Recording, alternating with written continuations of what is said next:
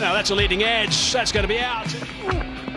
Oh, that's a good one too. বল হাতে টাইগাররা শুরুটা ভালো করলেও এরপর পাকিস্তানি ব্যাটারদের দায়িত্বশীল ব্যাটিংয়ে বাংলাদেশের বোলাররা খুব একটা সুবিধা করতে পারেনি। পাকিস্তানের মিডল অর্ডারের ব্যাটারদের অসাধারণ ব্যাটিংয়ে 20 ওভার শেষে 7 উইকেটে পাকিস্তান সংগ্রহ করে 201 রান।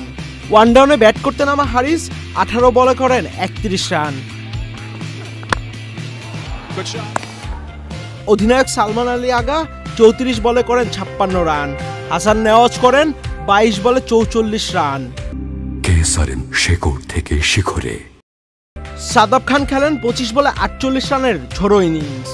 বল হাতে বাংলাদেশের হয়ে একমাত্র শরীফুল ইসলাম নেন 2টি উইকেট। এছাড়া বাকিরা সবাই নেন 1টি করে উইকেট। এদিন টাইগার বোলাররা ছিলেন বেশ খরুচে। বাংলাদেশকে 201 রানে বাধা টপকাতে হলে ব্যাট হাতে দুর্দান্ত কিছুই করতে হবে। আহমেদ শাফি, চ্যানেল আই।